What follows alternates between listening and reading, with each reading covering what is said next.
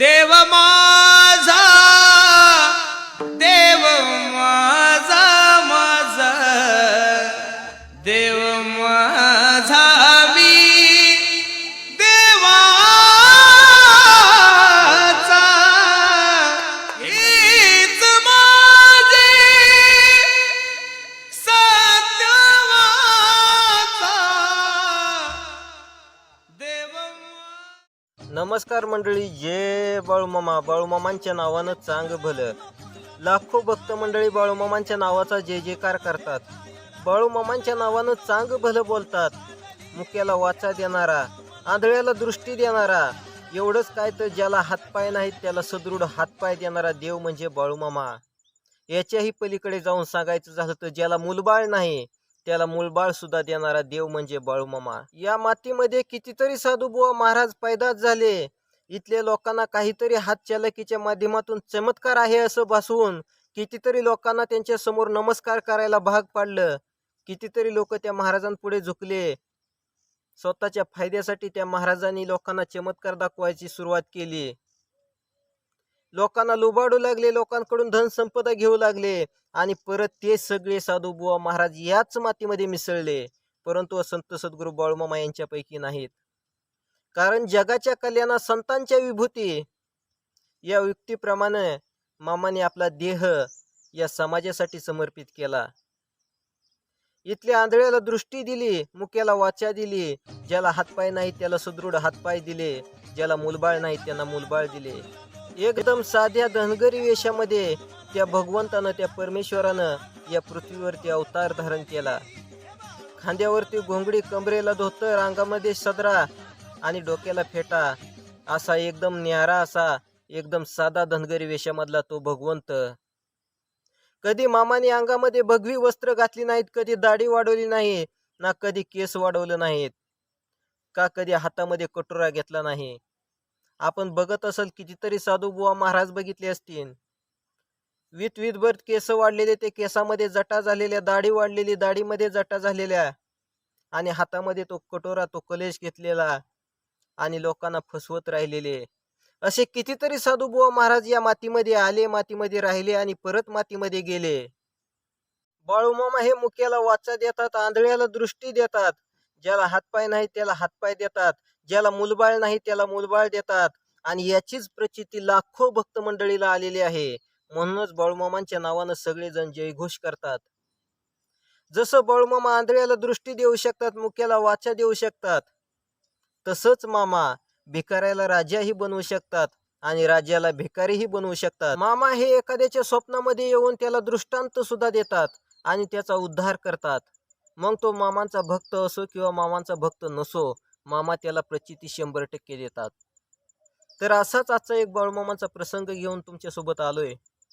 दोंडीबा नावाचा एक मुलगा होता. अगदी गरीब परिस्थितीमधला होता. सर्वसाधारणपणे भविष्याची तो स्वप्न रंगवत असायचा. आता आपण बघत असेल प्रत्येक मुलाचं स्वप्न असतं की लग्न करायचं, बायको करायची, ऐशा आरामामध्ये राहायचं, संसार करायचा, मुलं बाळ होतील, त्यांचं सगळ्यांचं संगोपन करायचं. तर अशाच पद्धतीचा हा दोंडीबा नावाचा एक मुलगा. परिस्थिती जेमतेम बेताची. हळूहळू वय वाढत होतं आणि काही दिवसामध्ये घरच्यांनी लग्न लावून दिलं. त्याचं लग्न झालं, सुखाने संसार करू लागला. परंतु नीतीचा फेरा त्यांच्या घरावरती फिरला आणि अचानकपणे त्याच्या आई वडिलांचं निधन झालं. दोंडीबावरती फार मोठा दुःखाचा डोंगर कोसळला. लग्न झाल्याचा आनंद त्याला जास्त दिवस पचवता आला नाही. जास्त दिवस तो आनंद तो उपभोगू शकला नाही. आई वडिलांचं निधन झालं, फार दुःख झालं. परंतु सावरावं तर लागणारच होतं. कसं बस त्यानं स्वतःला त्या दुःखामधून सावरलं. परंतु शेवटी परिस्थिती जी हालाकीची परिस्थिती होती, ती हालाकीची परिस्थिती त्याला जगू देत नव्हती, ना मरू देत नव्हती. दुष्काळ पडलेला होता, कुठेही हाताला कामधंदा भेटत नव्हता. काही दिवसामध्ये त्याला एक सुंदर अशी मुलगी झाली. दिवसामागून दिवस निघून जात होते, परंतु त्याची ही गरिबीची परिस्थिती काय बदलत नव्हती. पुढे त्याला एक मुलगा झाला, नंतर कालांतराने अजून एक मुलगी झाली, अशी 3 लेकरं झाली त्याला, परंतु त्याची परिस्थिती काय बदलत नव्हती. फार बिकट वेळ आली. कुठेही हाताला कामधंदा भेटत नव्हता, ना बायकोला कुठे काम भेटत नव्हतं. शेवटी शेजाऱ्या पाजाऱ्यांकडे कुठं जिथं मिळेल तिथून कोरकुटका ती माऊली आणायची आणि आपल्या लेकरांना घास भरवायची. हा कुठंतरी कामाच्या शोधामध्ये दिवसभर वणवण फिरायचा आणि हताश होऊन परत घरी यायचा, कारण काम कुठं हाताला भेटत नव्हतं. असा किती दिवस प्रपंच चालणार? लेकरं लहानाची थोडी थोडी थवार होत होती, मोठी होत होती. काय करावं काही सुचत नव्हतं. ती माऊली दररोज उठायची आणि सकाळच्या वेळी कुणाच्या तरी दारामध्ये जायची आणि देता का हो माय माझ्या लेकराला भुकेलेले आहेत असं म्हणून काहीतरी शिळा भाकरीचा तुकडा आणायची आणि ती पाण्यामध्ये भिजवून आपल्या लेकरांना चारायची, आपल्या लेकरांना घास भरवायची. असाच एक दिवस उजाडला. धोंडीरामनं ठरवलं, मनाशी निश्चय केला की काही जरी झालं, 4 गावं जरी फिरायची झालं तरी आज मात्र हाताला कुठं काम भेटतंय का ते पाहायचं. असं किती दिवस बायकोला दुसऱ्याच्या दारामध्ये लावायचं, भीक मागायला लोकांच्या दारामध्ये लावायचं. कोणी देतं भीक, कोणी नाही देत, कोणी लोक वाईट वंगाळ बोलायचे.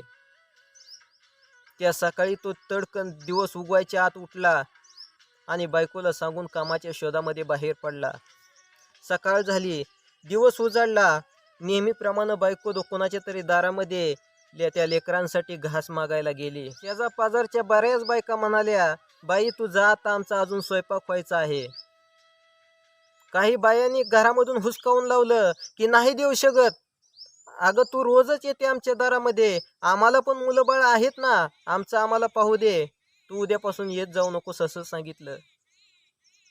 ती माऊली हताश होऊन रडत रडत घराकडे निघाली आणि घराकडे जात असताना शेजारच्या घरी एक कुत्रं बांधलेलं होतं आणि त्या कुत्र्याच्या पुढे टाकलेली भाकर त्या कुत्र्यानं खाल्लेली नव्हती. त्या माऊलीनं ती भाकर पाहिली. त्या लेकरांच्या, त्या भुकेलेल्या लेकरांच्या वेदना हिच्या अंतकरणामध्ये दुःख देत होत्या. बाजूला पडलेली एक काटकी घेतली आणि त्या काटकीच्या साह्यानं, त्या लाकडाच्या साह्यानं त्या कुत्र्या समोरची भाकर बाजूला ओढून घेतली. त्या बांधलेल्या कुत्र्याच्या समोरची भाकर त्या माऊलीनं स्वतःच्या हातानं घेतली बाहेर आणि ती घेऊन घरी गेली. मातीमध्ये भरलेली ती भाकर पाण्याने स्वच्छ धुतली आणि ती पाण्यामध्ये भिजवून त्या भाकरीचे तुकडे तुकडे केले आणि त्या वाळलेल्या भाकरीचे तुकडे आपल्या लेकरांना भरवू लागली. ती छोटी छोटी 3 लेकरं त्या माऊलीच्या बाजूने घेरडा घालून बसलेली.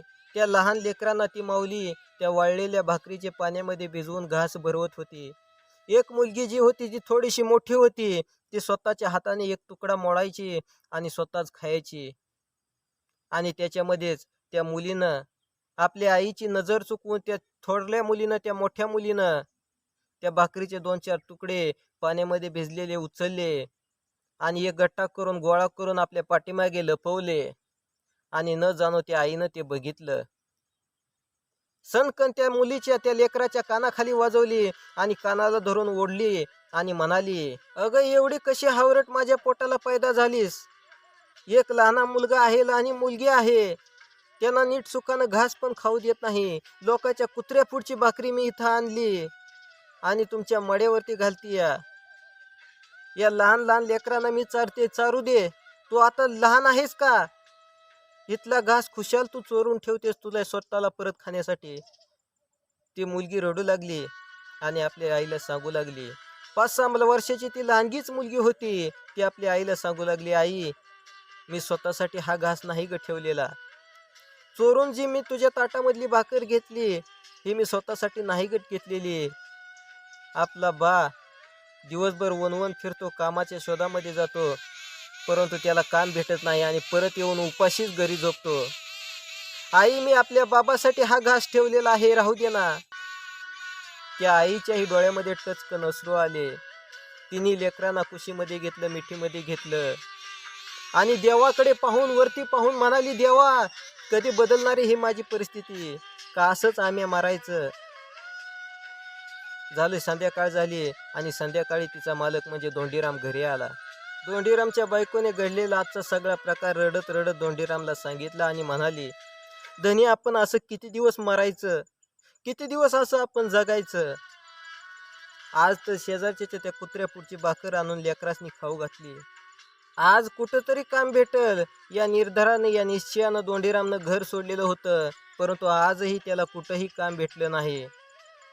घरी आल्यानंतर बायकोने सगळा घडलेला प्रसंग सांगितला. आपल्या लेकरांची आपल्या पित्यावरती असणारी माया, आपल्या मायवरती असणारी माया ममता त्यांच्या अंतःकरणाला अजूनच दुःख देत होती. कारण घडलेला प्रसंग त्या दोंडीरामला आपल्या बायकोने सांगितलेला होता. शेजारच्याच्या दारामध्ये बांधलेल्या त्या कुत्र्याच्या पुढची भाकर आणून आपल्या लेकरांना खाऊ घालावी लागली. हा विरह, हे दुःख त्याला नाही सहन झालं. तो आपल्या बायकोला म्हणाला की काही जरी झालं तरी उद्या आपण हे जीवन संपवायचं. मारता येत नाही म्हणून जगावं लागतं. हा कुठला न्याय? त्याच्यापेक्षा उद्या दिवस उगवायला आपण मरून जायचं, तेही या छोट्या छोट्या लेकरांना घेऊन. उद्या सकाळ दिवस उगवायच्या आत आपण नदीवरती जायचं. तुझ्या कमरेला एक मोठाला दगड बांधतो, माझ्याही कमरेला दगड बांधतो. 2 मुलं मी माझ्या कडेवरती घेतो, एक तुझ्या कडेवरती घे आणि आपण त्या नदीच्या डोहामध्ये उडी मारून जीव देऊन टाकायचा.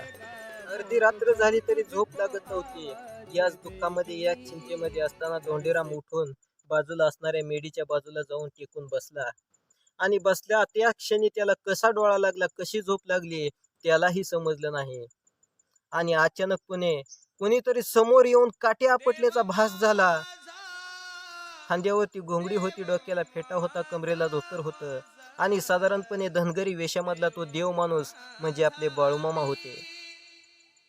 अरे धोंड्या नालायका, काय कराय निघालास? तुझा तरी काय दोष आहे त्या मायला, त्या गरिबीच्या? अरे पण हा बाळू धनगर आहे ना तुझ्या सोबत? तू माझ्याकडे ये, या बाळू धनगराकडे ये. तुझ्या गरिबीला, त्या गरिबीला पायताना हाणून मी घालिवतो, असं मामा बोलले. आणि त्या मेढीला टेकून झोपेमध्ये असणारा तो धोंडीराम अचानकपणे दचकून उठला. पाहतो तर काय कोणीच नाही. बायको त्याला म्हणाली, धनी काय झालं दचकायला, का असं केलं? तेव्हा तो म्हणाला की अगं कोणीतरी बाळू धनगर माझ्या स्वप्नामध्ये आला. आताच हे बघ मी पाहतोय बाहेर तर कोणीच नाही. तो माझ्या स्वप्नामध्ये आला आणि मला म्हणाला तुझ्या गरिबीला मी पायतनानं हाणून घालिवतो, दोंड्या तू माझ्याकडे ये. त्या बायकोची आणि त्याची चर्चा सुरू झाली. बायको म्हणाली, धनी काही जरी झालं तर आजचं मरण उद्या येईल, उद्या आपण मरूया, आजचं मरायचं कॅन्सल. परंतु तुम्ही त्या बाळू धनगराच्या शोधामध्ये जावा. झालं दिवस उजाडला. त्यानं आजूबाजूच्या ओळखीच्या लोकांना विचारायला सुरुवात केली की बाळू धनगर नेमका कोण आहे नव.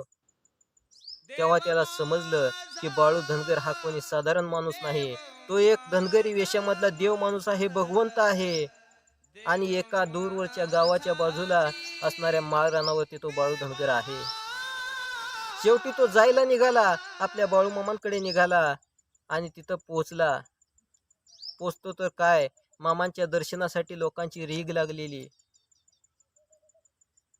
मामांचं सगळ्यांनी दर्शन घेतलं, आरती झाली, नंतर महाप्रसाद झाला. दर्शनाच्या वेळी हा मामांच्या जवळ गेला, मामांच्या चरणाला स्पर्श केला आणि आपलं दुःख, आपण कुठल्या हेतूने आलोय किंवा आपल्याला किती वेदना आहेत हे त्यानं चेहऱ्यावरती मात्र तिथं दाखवलं नाही. झालं सगळ्यांबरोबर त्यानं महाप्रसाद घेतला, आरती वगैरे सगळं काही आटोपून झालं. आणि सगळं काही झाल्यानंतर सगळी भक्त मंडळी आपापल्या घरी निघून गेली. परंतु मामाने दोंडीरामला सांगितलं, दोंडीराम तू आज इथं तळावरती थांब. आणि मामाने केलेल्या सूचनेप्रमाणे तो तळावरती राहिला. नंतर दुसरा दिवस उजाडला. दुसऱ्याही दिवशी दिवस उजाडताच मामांच्या दर्शनासाठी भक्तांची रीघ लागली. नंतर मामांची आरती झाली, त्याच्यानंतर महाप्रसाद झाला. असं नियमितप्रमाणे सगळं झाल्यानंतर दोंडीरामने मामांचा निरोप घेतला आणि मामांना म्हणाला, आता मी निघतो मामा. दोंडीराम आता तू घरी जा, तू कशामुळे त्रस्त आहे, तुझी ती सगळी गरिबी सगळं मी जाणलेलं आहे. दोंडीरामच्याही डोळ्यामध्ये आनंद अश्रू आले आणि मामाला म्हणाला की मामा खरंच आज तुम्ही माझा जीव वाचवलासा, तुम्ही माझ्या स्वप्नामध्ये आलास आणि दृष्टांत दिलास. मामा त्याला जास्त काही बोलू न देता म्हणाले, सगळं मला ठाव आहे नव, मी पाहतो तुझ्या गरिबीला काय करायचे, तू आता जा. तो घरी गेला आणि बघतो तर काय, सगळी लेकरं बायको जेवण करून घरामध्ये खेळत होती. ते कसं काय तू जेवण बनवलंस असं त्यानं बायकोला विचारलं. तेव्हा बायको म्हणाली की कोणीतरी ब्राह्मण आला आणि सगळं काही सामान दिलं आणि म्हणाला की तुझ्या नवऱ्यानं माझ्यासोबत दिलेलं आहे हे सामान, हा बाजार तुझ्या नवऱ्यानं माझ्यासोबत दिलेला आहे.